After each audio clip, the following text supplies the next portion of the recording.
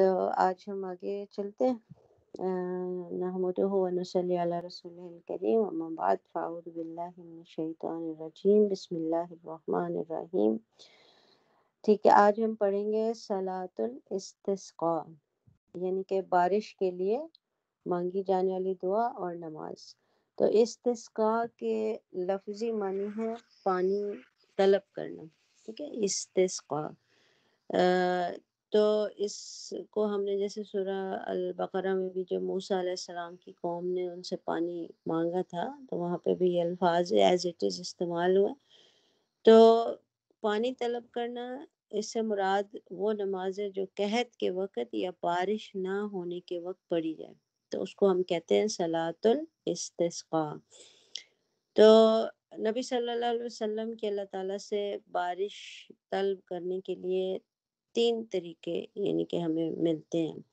سب سے پہلے کہ دعا، خالی انہوں نے دعا بھی مانگی کہ ابن عباس رضی اللہ عنہ فرماتے ہیں کہ گاؤں کا ایک آدمی نبی صلی اللہ علیہ وسلم کی خدمت میں حاضر ہوا اور عرض کی، اے اللہ کے رسول، میں آپ کی خدمت میں ایسے لوگوں کے پاس سے آیا ہوں جن کا چرواہا خشک سالی کی وجہ سے کوئی چیز پینے کی نہیں پاتا اور ان کا جانور کمزوری کی وجہ سے نہ اپنی دم ہلا سکتا ہے، یعنی اتنے کمزور جانور ہیں اور یعنی کہ وہاں پہ پانی کی بہت کمی ہے۔ تو نبی صلی اللہ علیہ وسلم ممبر پر تشریف لائے اور اللہ تعالیٰ کی حمد و ثنا کے بعد یہ دعا کی کہ اے اللہ ہم پر بارش برسا، خوب بارش، اچھے نتیجے والی بارش، زمین کو سرسبز کرنے والی بارش، بھرپور بارش، جلدی آنے والی اور دیر نہ کرنے والی بارش۔ پھر جب نبی صلی اللہ علیہ وسلم ممبر سے اتر آئے تو اس کے بعد جس طرف سے بھی کوئی شخص آتا یہی کہتا کہ ہمارے ہاں خوب بارش ہوئی۔ تو ایک طریقہ یہ پتہ چلا کہ خالی دعا بھی مانگی جا سکتی ہے بارش کے لیے۔ پھر ایک اور صحابی سے روایت کرتے ہیں کہ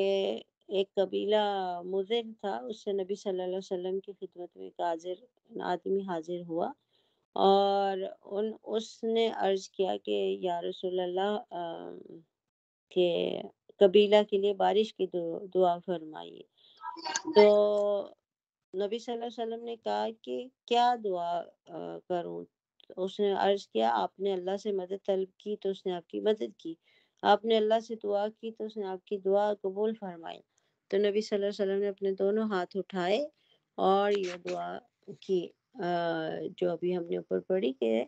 نفع دینے والی اور نقصان نہ دینے والی بارش یعنی کہ عطا کر۔ تو یہ دعا قبول ہوئی، یہاں تک کہ لوگوں نے پھر آپ کی خدمت میں حاضر ہو کر، یعنی دعا قبول ہوگی اور وہ اتنی بارش ہوئی کہ مستقل ہوتی رہی، تو پھر لوگوں نے آپ کی خدمت میں حاضر ہو کر کثرت بارش کی شکایت کی اور کہا کہ ہمارے گھر یعنی کہ گرنے لگے ہیں، اتنی زیادہ بارش ہوگی۔ تو پھر آپ صلی اللہ علیہ وسلم نے اپنے ہاتھ اٹھائے اور یہ دعا فرمائی، اللہم حوالینا لا علینا، کہ اللہ ہم پر بارش نہ برسا، ہمارے ارد گرد جہاں بارش کی ضرورت ہے وہاں بارش برسا۔ تو یعنی کہ جب نبی صلی اللہ علیہ وسلم نے جسٹ دعا مانگی تو ہر طرف بارش شروع ہو گئی تھی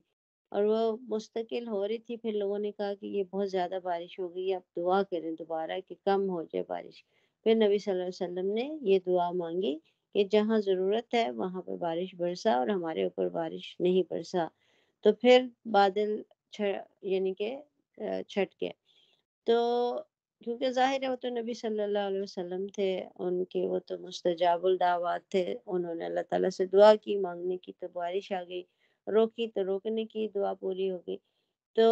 ایک دفعہ حضرت عمر رضی اللہ عنہ اللہ تعالیٰ سے بارش طلب کرنے کے لیے شہر سے باہر نکلے، مگر توبہ اور استغفار کے علاوہ اپنی نہ کوئی دعا کی اور نہ کوئی نماز پڑھی۔ تو لوگوں نے کہا آپ صلی اللہ علیہ وسلم نے اللہ تعالیٰ سے بارش کے لیے تو کوئی دعا ہی نہیں کی، آپ نے یعنی عمر رضی اللہ نے فرمایا، میں نے اللہ تعالیٰ سے آسمان کے ان ستاروں یعنی توبہ اور استغفار کے ذریعے دعا کی ہے جن کی موجودگی میں ضرور بارش ہوتی ہے۔ پھر آپ نے سورہ نوح کی جو آیات ہیں اس میں پڑھی کہ استغفروا ربکم انہ کان غفارا یرسل السماء علیکم مدرارا، کہ اللہ کے حضور بخشش طلب کرو، بے شک وہ بڑا بخشنے والا ہے اور وہ تم پر خوب بارش برساتا ہوا بادل بھیجے گا۔ تو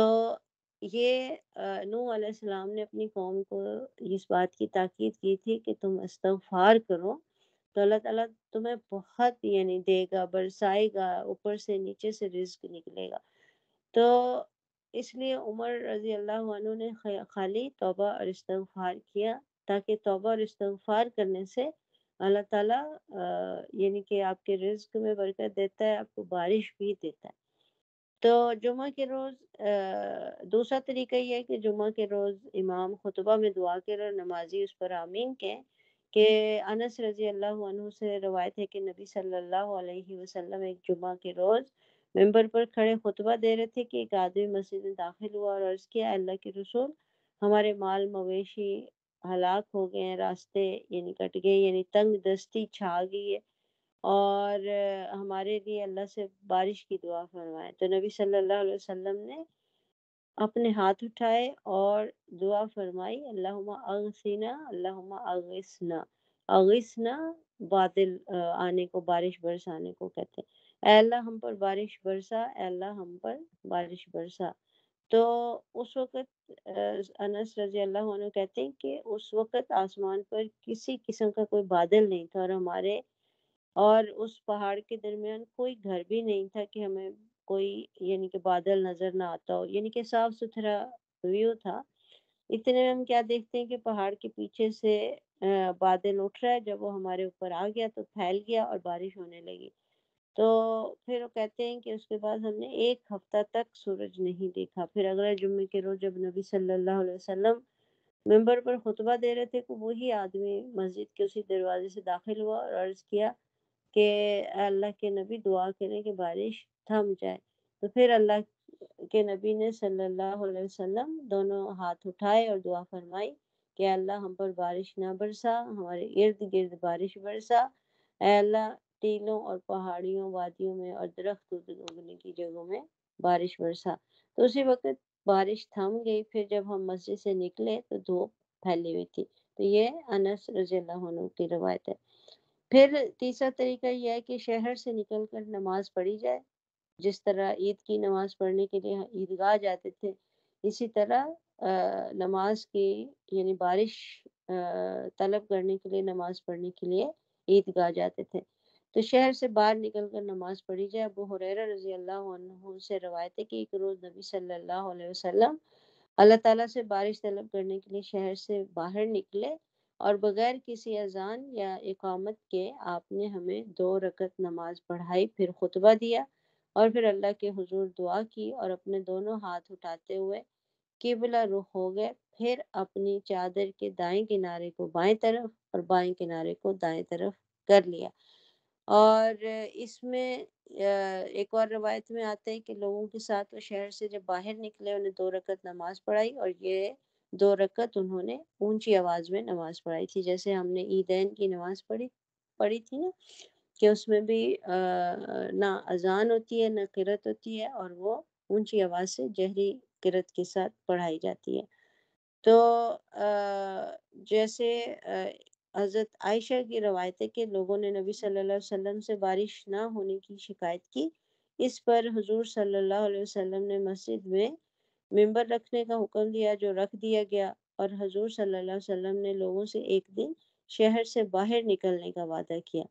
اور جب دھوپ اور روشنی پھیل گئی، سورج نکلنے کو کچھ دیر ہو چکی فجر کے بعد، تو آپ صلی اللہ علیہ وسلم شہر سے باہر نکلے اور آپ ممبر پر بیٹھ گئے اور اللہ تعالیٰ کی حمد و ثنا اور اللہ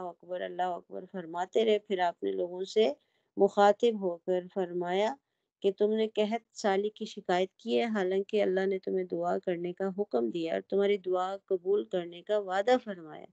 پھر آپ نے یہ دعا فرمائی کہ الحمدللہ رب العالمین الرحمن الرحیم مالک یوم الدین، یہاں تک پڑھ کے پھر انہوں نے لا الہ الا اللہ یفعل ما یرید اللہم لا الہ الا انت الغنی ونحن الفقراء انزل علینا الغیث واجعل ما انزلت قوة وبدواء الى حین۔ تو اس کا ترجمہ کیا ہے کہ حمد اور ثنا اللہ کے لیے ہے، تمام جہانوں کا رب ہے، وہ رحمان اور رحیم ہے اور فیصلے کے دن کا مالک ہے۔ اللہ کے सिवा कोई अल्लाह नहीं, वो जो चाहता है करता है। ऐ अल्लाह, तेरे सिवा कोई इलाह नहीं, तू ही गनी और बेनियाज है और हम ही फकीर और हाजतमंद है। हम पर बारिश बरसा और जो तू उतारे उसे हमारी कुव्वत का सबब बना और उसे एक मुद्दत तक लंबा फरमा।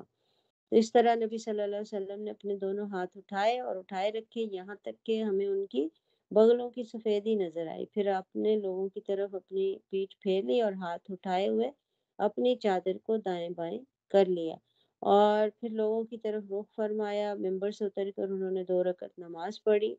और फिर एक अल्लाह ताला ने बादल भेजा और फिर अल्लाह के हुक्म से बारिश हुई। तो हुजूर सल्लल्लाहु अलैहि वसल्लम मस्जिद तक पहुंचने न पाए थे कि पानी का सैलाब आ गया। जब हुजूर ने लोगों को जल्दी जल्दी अपने घर की तरफ भागते हुए देखा तो आप हंस दिए और फरमाया कि मैं गवाही देता हूँ कि अल्लाह हर चीज़ पर कादिर है और मैं उसका बंदा और रसूल हूँ। तो इससे हमें क्या पता चलता है कि नबी सल्लल्लाहु अलैहि वसल्लम ने 3 तरीकों से बारिश की दुआ जैसे लोगों ने उनको कहा वो मंगवाई। पहले यानी खाली दुआ पढ़ी और फिर जुम्मा के रोज़ मिल के यानी इज्तिमाई दुआ की। फिर ये कि नमाज के लिए जब गए बाहर ईदगाह की तरह मैदान में गए, खुले मैदान में, और इन दोनों रवायत से हमें ये पता चला कि एक दफ़ा उन्होंने नमाज पढ़ के दुआ मांगी, नमाज पढ़ के खुतबा दिया और फिर दुआ मांगी, और दूसरी दफ़ा उन्होंने दुआ मांग के फिर 2 रकत नमाज अदा की। तो दोनों तरीके हम कर सकते हैं। और एक और है, एक जगह आते हैं कि इब्न अब्बास फरमाते हैं कि रसूलुल्लाह सल्लल्लाहु अलैहि वसल्लम पुराने कपड़े पहने खुशू और आहिस्तगी से चलते हुए आजिज़ी और जारी करते हुए निकले और नमाज की जगह पे पहुंचे। इससे हमें ये भी पता चला कि जैसे हम ईद की नमाज में खुश खुश जाते हैं, अच्छे कपड़े नए कपड़े पहन के जाते हैं, और इसमें नबी सल्लल्लाहु अलैहि वसल्लम ने पुराने कपड़े निकाले ताकि और ज़्यादा हमारी आजिज़ी का एहसास हो और अल्लाह के सामने हम मज़ीद आजिज़ होके हम्बल होके जाएं कि हम ही तलबगार हैं और हम इतने आजिज़ हैं, हम फ़कीर हैं, हम यानी कि हमारे इख्तियार में कुछ नहीं है, सिर्फ अल्लाह के इख्तियार में।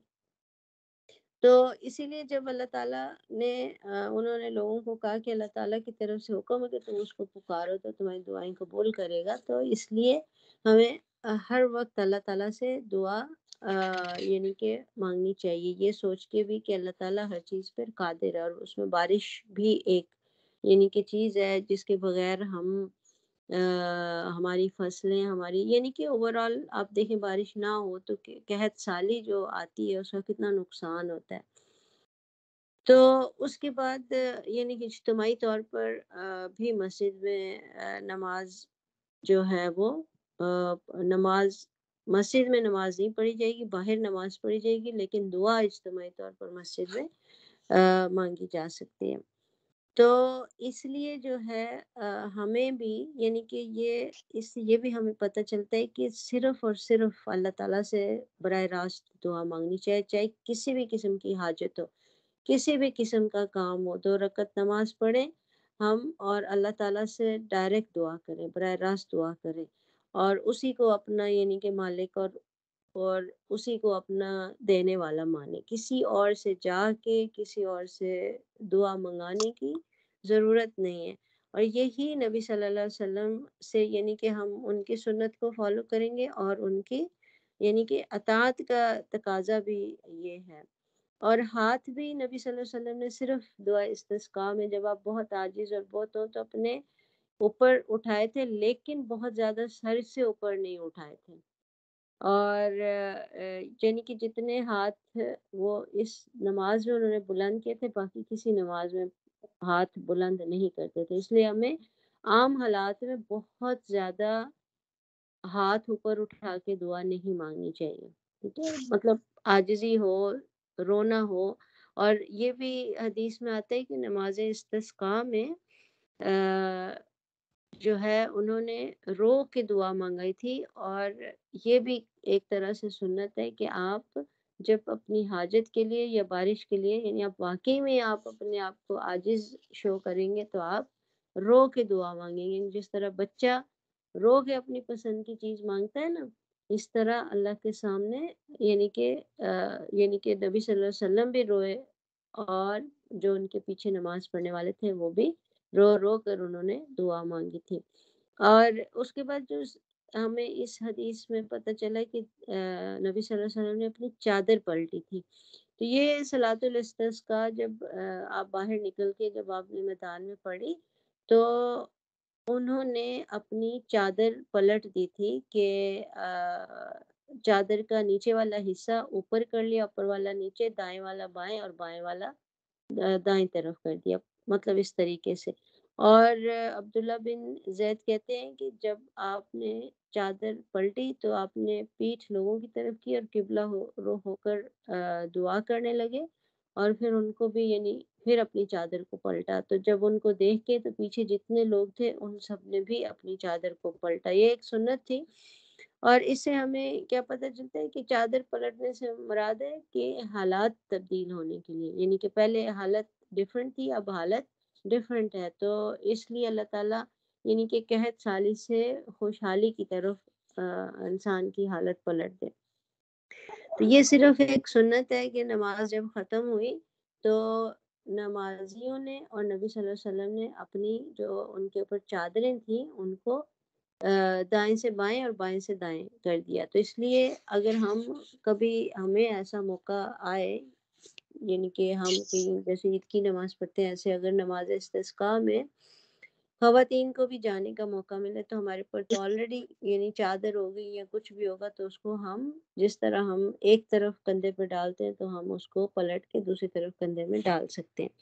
यानी दायां किनारा बाएं कंधे पर, बाएं किनारा दाएं कंधे पर कर लें, या फिर चादर का अंदर का हिस्सा बाहर की तरफ कर लिया जाए। तो इमाम के साथ लोग भी अपनी चादरें उल्टी कर लें, क्योंकि इसका मतलब क्या होता है कि एक एक तरह से आप प्रैक्टिकली अल्लाह ताला से दुआ कर रहे हैं कि जिस तरह हमने ये चादर पलटी है इस तरह हमारे हालात पलट दे, क्योंकि हर चीज़ अल्लाह के इख्तियार में है। तो इसलिए जो है उसमें नबी सल्लल्लाहु अलैहि वसल्लम ने बुलंद आवाज़ से क़िरात भी की और खुतबा बताया कि पहले और बाद में दोनों तरह से जायज़ है, लेकिन अज़ान और इकामत के बगैर नमाज पढ़ाई गई थी। फिर हम यहाँ पे नमाज इस्तिस्का हो गई, तब दूसरी नमाज के बारे में नमाज इशराक। नमाज इशराक जो है मशरिक से ये लफ्ज़ निकला है, जैसे मशरिक होते हैं ना सूरज निकलता है, तो उसी से ये लफ्ज़ इशराक निकला, यानी तुलुए आफ्ताब। यानी जब आफ्ताब या सूरज तुलू होकर एक नेज़े के बराबर हो जाए तो उस वक़्त नवाफ़िल का पढ़ना नमाज़ इशराक कहलाता है। और इसी नमाज को दुहा भी बोलते हैं। दुहा का मतलब क्या होता है? सुबह की रोशनी। तो जो यूजुअली लोग इसको जो है मुख्तलिफ नमाज समझते हैं, लेकिन सिर्फ टाइम का थोड़ा सा फ़र्क है। नमाज इशराक 10-15 मिनट बाद पढ़ लेते हैं और उसी नमाज को अगर आप आधा पौना घंटा देर कर दें तो वो नमाज दुहा बन जाती है। इसी को सलातुल अव्वाबीन भी कहा जाता है, यानी कि जो हम फजर की नमाज के बाद सूरज निकलने के बाद पढ़ते हैं, इसी को हम अव्वाबीन की नमाज भी कहते हैं। कुछ लोग उसको मगरिब और इशा के दरमियान की नमाज कहते हैं, वो बिल्कुल हदीस उसमें कोई रिवायत ऐसी हमें मिलती नहीं है। इसलिए इसी नमाज को इशराक भी कहा जाएगा, दुहा भी कहा जाएगा और सलातुल अवाबीन भी कहा जाएगा। तो उसके बाद नबी सल्लल्लाहु अलैहि वसल्लम ने कि इस नमाज के बारे में रवायत है और अबू ज़र रज़ी अल्लाह अन्हु से रवायत है कि नबी सल्लल्लाहु अलैहि वसल्लम ने फरमाया कि हर आदमी पर लाजिम है कि अपने जिस्म के हर जोड़ के बदले सदका खैरात करे।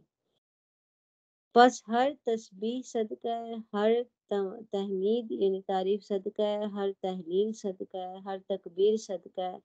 और अमल बिल मारूफ सदका है, नहीं अनिल मुनकर भी सदका है। और इन सब चीज़ों से दुहा की 2 रकातें किफ़ायत करती हैं। यानी कि तस्बीह क्या होती है? सुभान अल्लाह कहना। तहमीद क्या होती है? अल्हम्दुलिल्लाह कहना। तहलील क्या होती है? ला इलाहा इल्लल्लाह कहना। और तकबीर अल्लाहु अकबर कहना। اور امر بالمعروف یعنی نیکی کا حکم دینا، اور نہی عن المنکر یعنی کہ بدی سے روکنا یا نفرت دلانا، اور باقی یہ ساری چیزیں کیا ہیں، صدقہ ہے انسان کے لیے۔ اور جب نبی صلی اللہ علیہ وسلم نے کہا کہ ہر آدمی پر لازم ہے کہ اپنے جسم کے ہر جوڑ کے بدلے میں صدقہ خیرات کرے، تو ہمارے جسم میں کتنے جوڑ ہوتے ہیں؟ سائنٹیفکلی تقریباً 365 ہمارے اندر ہڈیاں ہیں، ٹھیک ہے، اتنے ہی جوڑ ہوں گے، بلکہ اس سے زیادہ شاید کہیں نہ کہیں اور ایکسٹرا جوڑ ہوں۔ تو اگر ہم دیکھیں بھی ہمارے جوڑوں کو، تو جوائنٹس جو ہوتے ہیں، تو اگر اتنے ہمارے اندر جوائنٹس ہیں تو نبی صلی اللہ علیہ وسلم کی حدیث کے مطابق لازم ہے کہ ہم اپنے ہر جوڑ کے برابر صدقہ کریں۔ تو ظاہر ہے اب ہم ہر روز جو ہے تسبیح، تہلیل، تکبیر سب کچھ کر سکتے ہیں نا، اور نہیں عن المنکر بھی کر سکتے ہیں، امر بالمعروف بھی کر سکتے ہیں، کسی بھی طریقے سے کر سکتے ہیں۔ ان چیزوں میں جو چیز کمی رہ جاتی تو نبی صلی اللہ علیہ وسلم نے کہا کہ ان سب چیزوں سے ضحیٰ کی جو دو رکھتے ہیں وہ کفایت کرتی ہیں۔ یعنی اگر آپ اشراق کی نماز 2 رکعت پڑھیں گے تو کیا ہوگا کہ آپ کے جسم کے سارے جوڑوں کا صدقہ ادا ہو جائے گا، ٹھیک ہے نا۔ تو لیکن اس کا یہ مطلب نہیں، یعنی اس کا اجر اتنا ہے، اس کا یہ مطلب نہیں ہے کہ آپ دوحہ کی 2 رکعت پڑھ لیں یا اشراق کی 2 رکعت پڑھ لیں اور آپ کہیں وہ میرا تو سارا کام ہو گیا، اب نہ میں تسبیح کرنے کی ضرورت ہے، نہ کچھ کرنے کی ضرورت ہے، بس آرام سے بیٹھ جاؤں۔ ایسی بات نہیں ہے، تو صرف اس کا اجر اس کے برابر ہے، اس کی کفایت اللہ تعالیٰ نے اس کی کر دی۔ تو یہ ایسے ہی ہے جیسے بندہ کہے کہ ہاں قل هو اللہ جو سورہ اخلاص ہے 3 دفعہ پڑھنے سے پورے قرآن کا ثواب ملتا ہے، لیکن اس کا یہ مطلب نہیں کہ ہم قل هو اللہ کو 3 دفعہ پڑھ کے بیٹھ جائیں اور پھر قرآن کو ہاتھ نہ لگائیں۔ یہ اسی طریقے سے یہ نماز کی یعنی کہ ایک اہمیت بتائی گئی ہے۔ اس کا یہ مطلب نہیں کہ آپ ہم یہ سمجھیں کہ ہم نے اشراق کی نماز پڑھ لی تو اب ہم سارے تسبیح سے اور سارے کاموں سے ہمیں چھٹی مل گئی۔ تو یہ صرف اللہ تعالیٰ نے ہماری یعنی کہ مزید ایک اللہ سے قریب ہونے کا ذریعہ ہے نا، نماز قریب ہونے کا ذریعہ۔ تو رسول اللہ صلی اللہ علیہ وسلم نے فرمایا کہ اللہ تعالیٰ فرماتا ہے کہ اے آدم کے بیٹے، خالص میرے لیے 4 رکعتیں اول دن میں پڑھ، یعنی اشراق کی، میں تجھ کو اس دن کی شام تک کفایت کروں گا۔ اب اللہ تعالیٰ نے یعنی کہ یہ نبی صلی اللہ علیہ وسلم نے حدیث بتائی، اب آپ سوچیں کہ وہ جو 2 رکعت یعنی کہ پورے جسم کا صدقہ ہے، اور پھر اگر آپ 4 رکعت پڑھ لیں تو وہ اس پورے دن تک آپ اللہ آپ کے لیے کافی ہوگا ہر کام کے لیے۔ یعنی کہ کتنی خوبصورت یہ بات ہے، کیونکہ یہ چیزیں جو ہوتی ہیں نا نوافل میں آتی ہیں، اور نوافل اس وقت تک ہمارے اپلائی نہیں ہوں گے جب تک ہم اپنے فرائض پوری نہیں کر رہے، اور یہ ساری چیزیں فرائض پوری کرنے کے بعد آتی ہیں۔ ہم یہ نہیں کر سکتے کہ ہاں ہم نے اچھا ہمیں اللہ کی وہ چاہیے حفاظت، تو ہم باقی ساری فجر کے لیے تو ہم اٹھے نہیں ہیں لیکن ہم اشراق پڑھ رہے ہیں۔ تو جب تک ہم فرائض ادا نہیں کریں گے نا، اس وقت تک ہمارے نوافل ہمیں فائدہ نہیں دیتے۔ تو اور اور یہاں یہ کہا گیا کہ خالص میرے لیے 4 رکعتیں ادا کریں۔ تو خالص اللہ کے لیے رکعت ادا کرنے کا کیا مقصد ہے کہ آپ صرف یہ سوچ کے نماز پڑھیں کہ میں اللہ سے باتیں کرنے کے لیے، اللہ سے کمیونیکیٹ کرنے کے لیے، کیونکہ یہی نماز انسان کو اللہ سے ملاتی ہے نا۔ اور جب آپ قرآن پڑھتے ہیں نماز میں تو قرآن کیا ہوتا ہے کہ قرآن اللہ کا کلام ہے، یعنی اللہ آپ سے کلام کر رہا ہے، اور نماز آپ اللہ سے کلام کر رہے ہیں۔ تو یہ ایک طرح کی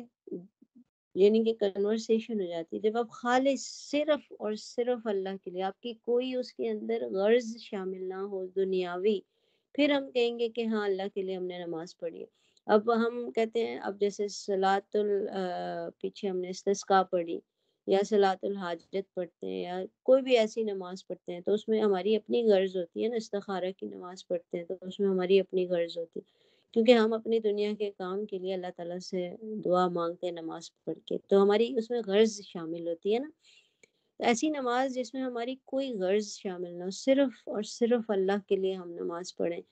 بالکل خالص کر کے، تو پھر اللہ تعالیٰ ایسے بندے کے لیے شام تک کافی ہو جاتا ہے۔ پھر اس سے پتہ چلتا ہے کہ اللہ کے اوپر جب آپ توکل کر لیتے ہیں نا، تو یہ آپ کا توکل ہے کہ آپ نے خالص اللہ کے لیے نماز پڑھی، پھر اپنے آپ کو چھوڑ دیا، پھر آپ کو کسی چیز کے بارے میں پریشان ہونے کی ضرورت نہیں، کہ جو کچھ بھی ہو رہا ہے وہ بالکل ٹھیک ہوگا، کیونکہ اللہ تعالیٰ نے آپ کی کفایت کا ذمہ لیا ہے۔ تو شرط صرف یہ ہے کہ خالص اللہ کے لیے 4 رکعت ادا کی جائے اشراق کی نماز۔ تو پھر عائشہ رضی اللہ عنہ سے روایت ہے کہ رسول اللہ صلی اللہ علیہ وسلم نے نمازیں، ان سے کسی نے پوچھا کہ رسول اللہ صلی اللہ علیہ وسلم نماز ضحیٰ کتنی رکعت پڑھتے تھے؟ تو انہوں نے کہا 4 رکعت، اور جس قدر اللہ چاہتا یعنی آپ اس سے زیادہ بھی پڑھتے تھے۔ تو اس سے کیا پتہ چلتا ہے کہ نماز جو اشراق ہے وہ آپ 2 رکعت بھی پڑھ سکتے ہیں، 4 رکعت بھی پڑھ سکتے ہیں، اور اس سے زیادہ جتنا دل چاہے اتنی پڑھ سکتے ہیں، کیونکہ جیسے رسول اللہ صلی اللہ علیہ وسلم نے فتح مکہ کے دن غسل کیا تو 8 رکعت نماز ضحیٰ پڑھی۔ اس سے پتہ چلا کہ وہ 8 رکعت بھی پڑھتے تھے۔ ابو ہریرہ رضی اللہ عنہ نے فرمایا کہ مجھے میرے پیارے نبی صلی اللہ علیہ وسلم نے 3 چیزوں کی وصیت کی کہ جب تک میں زندہ رہوں گا ان کو نہیں چھوڑوں گا، کہ ہر مہینہ میں ایام بیت کے روزے، یعنی 3 روزے 13 14 15، چاشت کی نماز، چاشت بھی کہتے ہیں اس کو، اشراق اور ضحیٰ کی نماز کو چاشت کی نماز بھی کہا جاتا ہے، اور سونے سے پہلے وتر پڑھنا۔ ایک اور روایت میں صرف یعنی کہ روزوں کا ذکر ہے، 3 روزوں کا ذکر ہے، 13 14 15 کا ذکر نہیں ہے۔ تو اس لیے 13 14 15 ایام بیت کے روزے ہیں، لیکن ہر مہینے میں اگر انسان کوشش کرے صرف 3 روزے بھی رکھ لے اور چاشت کی نماز پڑھے اور سونے سے پہلے وتر پڑھے، تو یہ نبی صلی اللہ علیہ وسلم نے ابو ہریرہ کو وصیت کی تھی۔ تو اس سے پتہ چلتا ہے کہ یہ نماز کتنی اہمیت ہے اور اس کی، اور کتنی یعنی کہ انسان کے لیے فائدہ مند ہے، لیکن ہم اس کو کیا کہتے ہیں، نفل کی نماز کہیں گے، کیونکہ وہی بات آ جاتی ہے کہ جب تک فرائض پورے نہ ہوں جب تک ہم نفل عبادت ہمیں کوئی فائدہ نہیں دے گی۔ اچھا، اس کے بعد ہم آج ایک اور نماز کور کر لیتے ہیں، نماز استخارہ۔ اب نماز استخارہ کیا ہوتی ہے کہ جب کسی کو کوئی جائز امر درپیش ہو اور اس میں وہ متردد ہو، یعنی اس کو ارادہ کرے، کنفیوز ہو کہ اسے کروں یا نہ کروں، اور وہ جب کسی کام کا ارادہ کرے تو اس موقع پر استخارہ کرنا سنت ہے۔ یعنی کہ کوئی ایسا کام، جیسے آپ کوئی بزنس شروع کرنا چاہ رہے ہیں، آپ نکاح کرنا چاہ رہے ہیں، آپ کوئی یعنی کہ کوئی بھی ایسا کام کا ارادہ کریں جس کے کرنے یا نہ کرنے کے متعلق کوئی آپ فیصلہ نہ کر پا رہے ہوں، تو اس کے لیے جو ہے وہ ہے استخارہ کی نماز۔ اور استخارہ کی نماز ہم نے جیسے کہا کہ جائز کام کے لیے، ٹھیک ہے، کسی ناجائز کام کے لیے، کسی حرام کام کے لیے ہم نہیں کر سکتے۔ تو اس کی صورت کیا ہے کہ استخارہ کرنا نبی صلی اللہ علیہ وسلم کی سنت ہے، یعنی سنت پر عمل کرنا ہے، اور اس کی صورت یہ ہے کہ 2 رکعت نفل نماز پڑھی جائے خشوع اور خضوع کے ساتھ، یعنی اچھے طریقے سے اس کے اندر ہر رکن اس کا اچھی طرح سے ادا کیا جائے، اچھی طرح سے یعنی کہ قرات کی جائے، رکوع اور سجود کیے جائیں اطمینان کے ساتھ، اور یعنی کہ دل کی حاضری کے ساتھ فوکس کر کے نماز پڑھی جائے۔ پھر بڑے اطمینان سے یعنی پوری نماز پڑھ کے پھر یہ دعا کرے جو استخارہ کی دعا ہے۔ ہم یہاں پہ اس کا صرف ترجمہ پڑھ لیتے ہیں، امید ہے کہ آپ لوگوں کو ویسے یہ دعا بہت ساروں کو یاد ہی ہوگی،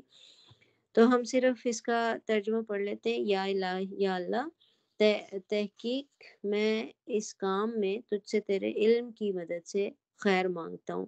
اور تجھ سے تیری قدرت کے ذریعے قدرت مانگتا ہوں، اور میں تجھ سے تیرا فضل عظیم مانگتا ہوں۔ بے شک تو ہر چیز پر قادر ہے اور میں کسی چیز پر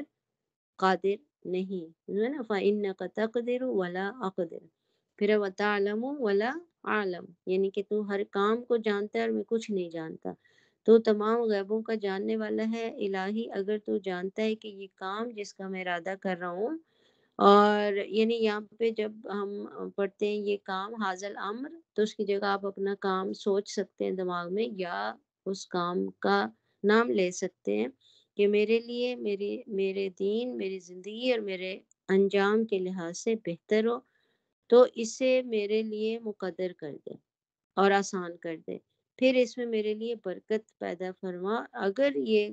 تیرے علم میں یہ کام میرے لیے میرے دین، میری زندگی اور میرے انجام کے لحاظ سے برا ہے، تو اس کام کو مجھ سے اور مجھے اس سے پھیر دے اور میرے لیے بھلائی مہیا کر جہاں کہیں بھی ہو، پھر مجھے اس کے ساتھ راضی کر دے۔ نبی صلی اللہ علیہ وسلم نے فرمایا کہ پھر اپنی حاجت بیان کرو۔ تو اس سے ہمیں پتہ چلتا ہے کہ یہ استخارہ کی یعنی یہ مسنون استخارہ ہے کہ کس طریقے سے آپ کر سکتے ہیں، اور یہ استخارہ ہی کی دعا ہے جس میں ہم اللہ تعالیٰ سے اپنا فضل، اس کا فضل مانگ رہے ہیں اور اس سے خیر مانگ رہے ہیں۔ اب استخارہ کے بارے میں یہ سوال بعض اوقات لوگوں کے دماغ میں آتا ہے کہ ہم یعنی کہ استخارہ کی دعا کر لی تو اب ہمیں کوئی نشانی نظر آئے گی، کوئی خواب نظر آئے گا، کوئی یعنی کہ کوئی ایسی چیز ہمیں پتہ چل جائے گی جس سے ہم اپنا کام کر سکیں گے۔ تو ایسی کوئی بات نہیں ہے۔ اب ہم نے جیسے یہ پوری دعا پڑھی،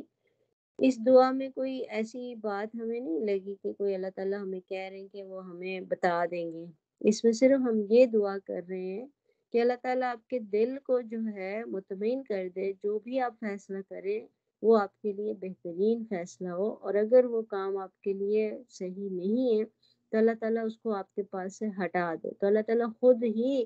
کوئی ایسا ذریعہ بنا دیتے ہیں کہ یا تو وہ کام ہو جاتا ہے یا وہ کام نہیں ہوتا، یا آپ کے دل میں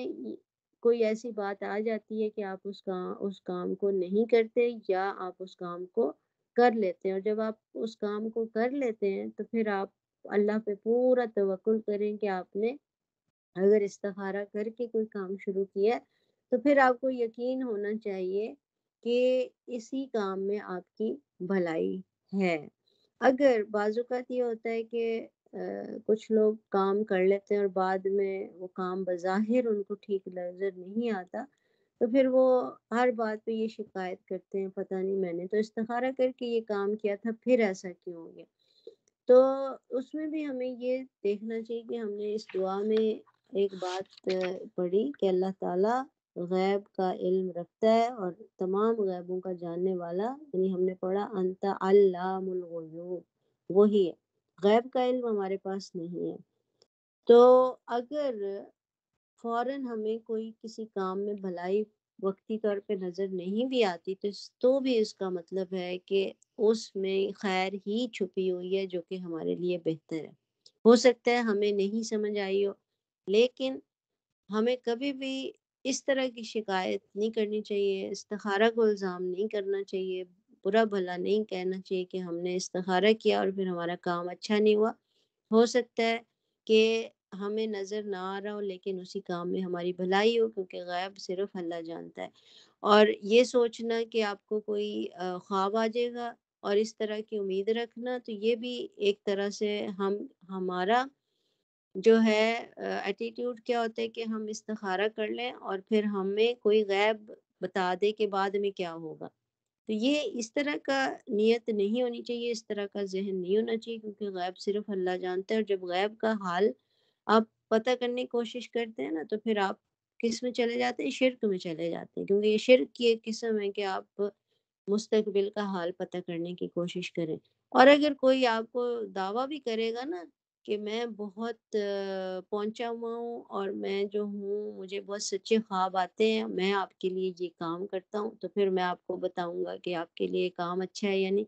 تو وہ بھی کیا ہوگا، وہ بھی ایسا ہی ہے جیسے آپ کسی پیر فقیر کے پاس جا کے آپ مستقبل کا حال معلوم کرنے کی کوشش کریں، یا جیسے کسی ہاتھ دکھانے والے کے پاس جا کے آپ اپنی قسمت کا حال پوچھنے کی کوشش کریں، تو یہ ساری چیزیں کس میں آتی ہیں؟ شرک میں آتی ہیں، اور یہ بہت ہی بڑا یعنی کہ گناہ کا کام اگر ہم ایسے کریں گے تو گناہ بن جائے گا، تو وہ ہمارا استخارہ نہیں کہلائے گا۔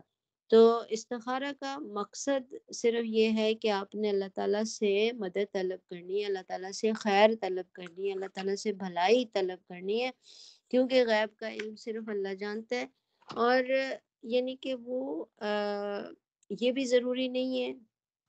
کہ آپ سونے سے پہلے ہی کریں، ٹھیک ہے، کہ آپ سونے سے پہلے کریں تاکہ آپ کو خواب میں لازمی کوئی چیز نظر آ جائے۔ اور اس کا سمپل سی بات یہ ہے کہ وقتاً فوقتاً آپ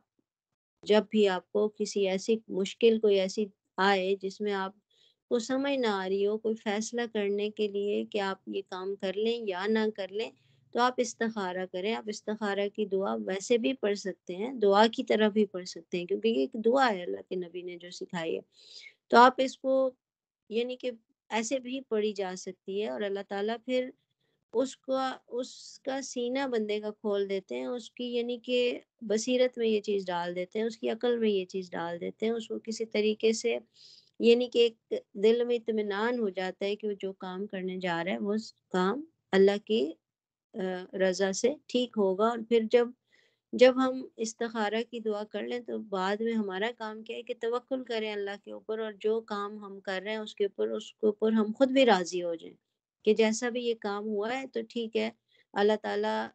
کی اس میں کوئی نہ کوئی اگر بظاہر ہمیں خیر نظر نہیں آ رہی تو خیر چھپی ہوئی ضرور ہوگی۔ تو جو بھی ہم یوزلی کہتے ہیں نا کہ کسی سے مشورہ کر لینا، تو بیسیکلی استخارہ اللہ سے مشورہ کرنا ہے، ٹھیک ہے، اور وہ انسان کا کسی نہ کسی طریقے سے ذہن میں یا دل میں وہ بات اللہ تعالیٰ ڈال دیتا ہے کہ آپ نے کس طریقے سے یہ کام کرنا ہے، جس طرح ہم اور یہ بھی نبی صلی اللہ علیہ وسلم کی سنت تھی کہ کوئی بھی کام آپ کریں تو کسی اچھے شخص سے آپ مشورہ کر سکتے ہیں مزید یعنی کہ جاننے کے لیے یا مزید تسلی کرنے کے لیے آپ کسی اچھے شخص سے مشورہ کر سکتے ہیں اپنے کام کا۔ اور لیکن استخارہ کی جو ہماری عادت ہے نا کہ کسی سے بولتے ہیں کہ ہمارے لیے استخارہ کر دو، وہ بالکل ٹھیک نہیں ہے۔ وہ پھر کوئی یعنی وہ کوئی ایسا نہیں ہم صرف کہیں گے کہ خلاف سنت طریقہ ہے، بلکہ وہ پھر ہمارا جس طرح ہم پیر کے پاس جائیں یا نجومیوں کے پاس جائیں وہ پھر اس کیٹیگری میں آئے گا، تو بہت ہی بڑا یعنی کہ ہم گناہ کا کام بھی کر سکتے ہیں۔ تو کیونکہ کسی کو نہیں پتا کیا ہونا ہے، کوئی کسی کا حال نہیں جانتا، تو اس لیے یہ جو پروفیشنل استخارہ منگانے والے ہوتے ہیں یہ بالکل ان کے پاس جانا غلط بات ہے۔ ٹھیک ہے، تو استخارہ کی دعا ہم جب مرضی کر سکتے ہیں، انسان ضرورت مند ہوتا ہے۔ آپ اپنی نمازوں میں اس کو دعا کا حصہ بھی بنا سکتے ہیں، اور یہ سوچ کے کہ آپ کا کون سا کام اٹکا ہوا ہے آپ اس کو اپنے دماغ میں رکھیں اور استخارہ کی دعا پڑھ سکتے ہیں۔ اور یا پھر اگر کوئی اسپیشل کام ہے، اسپیسیفک کام ہے، تو پھر آپ 2 رکعت بہت اچھی طرح وضو کریں، بہت اچھی طرح 2 رکعت نماز پڑھیں، اور پھر اللہ تعالیٰ سے یہ دعا مانگیں تو اللہ تعالیٰ اس کے لیے کوئی نہ کوئی اچھا راستہ نکال دے گا۔ اور ٹائم کی کوئی قید نہیں ہے، آپ جب دل چاہے اس کو پڑھ سکتے ہیں، صبح دوپہر شام رات جب بھی، اور خواب کا آنا ضروری نہیں ہے۔ تو یہاں پہ ہم ختم کر لیتے ہیں انشاءاللہ، اور اس کے بارے میں یا کوئی بھی اور کوسچن ہے تو وہ آپ لوگ کر لیں، پھر ہم یہاں پہ ختم کرتے ہیں۔ سبحانک اللہم و بحمدک اشہد ان لا الہ الا انت استغفرک و اتوب الیک۔